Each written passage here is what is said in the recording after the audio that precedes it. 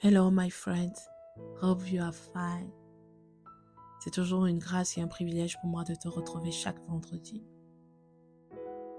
Et je dis merci au Seigneur pour ce temps de partage encore. Aujourd'hui, je souhaiterais qu'on parle des relations, de la place que nous occupons dans la vie des autres. Être à sa place, reconnaître sa place, c'est très important. Certaines personnes sont blessées aujourd'hui ou certaines de nos blessures viennent du fait qu'on n'a pas su ou qu'on ne sait pas reconnaître notre place dans la vie des autres. Ça vient du fait qu'on se soit parfois autoproclamé être l'une des personnes les plus importantes ou être la personne la plus importante dans la vie d'un tel ou d'une telle jusqu'à ce que quelqu'un d'autre vienne et qui nous prouve qu'en fait on n'était pas la personne la plus importante. Un jour, Jésus est invité à un repas. Il voit des gens chercher les premières places. Il va leur dire, quand vous allez à des noces, ne cherchez pas la première place. Parce que alors que tu vas prendre la place d'honneur, il est possible qu'après toi arrive quelqu'un de plus important pour l'autre que toi. Et l'autre va venir te voir en te disant que donne-lui ta place. Et c'est avec honte que tu vas quitter la place d'honneur pour aller t'asseoir à la dernière place. L'idéal est donc de prendre la dernière place. Et lorsque l'autre va arriver, si tu es si important, si tu es si importante comme personne pour lui, il te dira non, mon ami ne reste pas là, viens. Il y a une place qui est meilleure pour toi. Et tu seras honoré devant tous. Tu peux retrouver cette histoire dans Luc 14, verset 7 au verset 11. Jésus finit en disant que celui qui s'élèvera sera abaissé, celui qui s'abaissera sera élevé. Donc, le premier message, forcément, dans cette histoire, c'est un message d'humilité. Mais quand j'ai lu ces versets, j'ai vu que ça s'appliquait aussi dans nos vies. Tu vois, cette personne qui est arrivée et qui a pris la première place, il ne savait pas qu'il y avait une autre personne plus importante. S'il a été invité au mariage, c'est que forcément il est important pour l'autre. Mais il est possible qu'il fasse partie des personnes qui appartiennent à son cercle ouvert, mais pas à son cercle restreint, à son cercle fermé. Alors lui, il a cru qu'il était certainement une personne assez importante pour celui qui l'a invité. Et il a pris la première place. Mais après, il a été renvoyé à la dernière place. Les déceptions, certaines tristesses, certaines blessures viennent justement du fait que nous aussi, on a tendance parfois à s'autoproclamer important dans la vie des autres. À prendre une place qui n'est peut-être pas la nôtre. À être sur une place qui ne nous était pas réservée. Et c'est pas que la personne nous a toujours dit forcément qu'on était la personne la plus importante, c'est que nous on l'a cru. Pourquoi? Parce que parfois quand on s'est investi dans la vie des autres, parfois qu'on se donne dans la vie des autres, parfois qu'on aime les personnes, on croit que eux aussi forcément, c'est ainsi qu'ils nous voient. On se dit que si cette personne est aussi importante pour moi, alors je suis tout aussi importante pour elle. Mais ce n'est pas toujours le cas. Parce que si toi, par exemple, tu embrasses facilement des gens, il y en a qui ont besoin de prendre du temps. Il y en a qui ont besoin vraiment de prendre du temps avant de te donner cette place-là. C'est pourquoi au départ, tu dois d'abord prendre la dernière place. Les déceptions viennent parfois de nos propres attentes, de la manière dont on perçoit les choses selon nous, en oubliant toujours que tout le monde n'est pas nous. Tout le monde ne va pas nous considérer parce que nous, on les considère de la sorte. Jamais. Ça ne se passe pas comme ça. Dans le monde dans lequel nous vivons, ce n'est pas le cas. C'est pourquoi il est important de prendre d'abord la dernière place. Quand on ne sait pas, quand ce n'est pas encore clair, quand ce n'a pas encore été dit clairement. Et j'ai même envie de dire que même quand ça a été dit clairement, il est important de ne jamais croire qu'on a la place d'honneur dans la vie des autres. Tu sais, aujourd'hui ça peut être le cas, demain la personne peut rencontrer quelqu'un d'autre que tu n'as pas vu arriver. Et quand cette personne arrive, elle devient la personne la plus importante pour elle. Nous devons aimer les gens, nous devons nous donner aux autres. Mais nous n'attendons pas toujours à ce que ces personnes nous rendent cela, cet amour ou cette affection-là. Parce que ce n'est pas toujours le cas. Parfois on se dit, si tel que j'agis avec cette personne, avec tout le bien, avec tout tout l'amour ou toute la manière dont je traite cette personne, forcément pour elle, je serai une personne importante. C'est pas qu'on a toujours cherché à être une personne importante, non.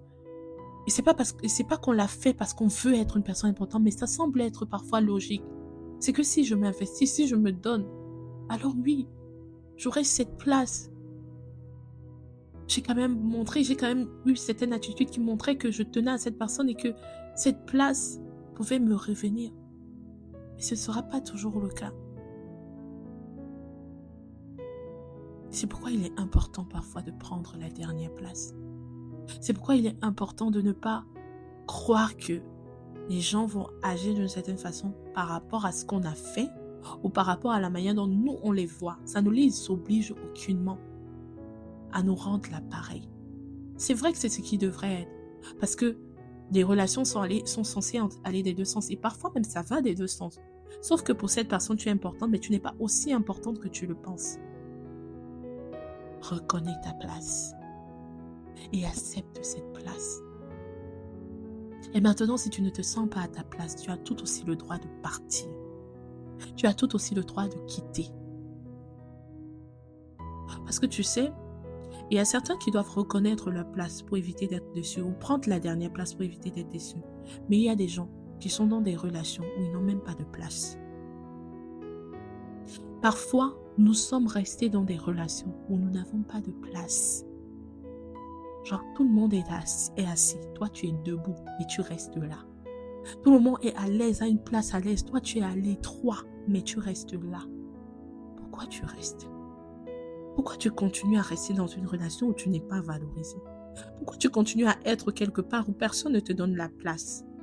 Personne ne te dit même assieds-toi. Ça ne les dérange pas que tu sois debout dans cette relation-là. Pourquoi tu restes quelque part où tu t'investis, tu te donnes? Tu sais bien, je parle bien des relations. Je ne parle pas du fait de faire du bien aux gens comme ça. Parce que oui, il faut faire du bien, il faut être bienveillant. Non, je parle des endroits où tu sais qu'ici, là, c'est censé être une relation. Aller dans les deux sens. Et tu es censé être à l'aise là parce que tu es dans une relation. Tu es censé être tout aussi confortable dans cette relation. Et toi, tu n'as même pas la place. Ou tu es à l'étroit. Tu n'es pas heureux. Tu sais pertinemment que tu n'es pas à ta place, mais tu restes là. Pourquoi tu restes là? Tu n'es pas à ta place. Tu sais, je te l'ai dit une fois. Il n'est pas bon que l'homme soit seul. Dieu n'a pas créé l'homme pour qu'il vive seul. Il y a quelqu'un pour toi. Il y a une relation où tu dois être à ta place. Il y a une relation où on te donne la place qu'il te faut. Il y a une relation dans laquelle tu es censé être. Une véritable relation, que ce soit amoureuse, que ce soit amicale. Il y a une vraie relation où tu es censé être. Mais tu ne pourras jamais découvrir cette relation où tu seras à ta place si tu restes dans une relation où tu n'es pas à ta place. Tu ne pourras jamais rencontrer cette personne, cet ami qui est censé être quelqu'un qui s'investit autant, qui te considère autant que toi tu ne considères. Si tu ne quittes pas, si tu ne prends pas le courage de quitter des relations dans lesquelles tu n'es pas à ta place. Pourquoi on se fait autant de mal parfois? À être quelque part, on n'est pas épanoui. À être quelque part, on n'est pas à sa place. Tu sens que tu es inconfortable, tu es à l'étroit, mais tu restes quand même. Est-ce cette peur de solitude, est-ce cette peur d'être seul? Tu ne finiras pas seul.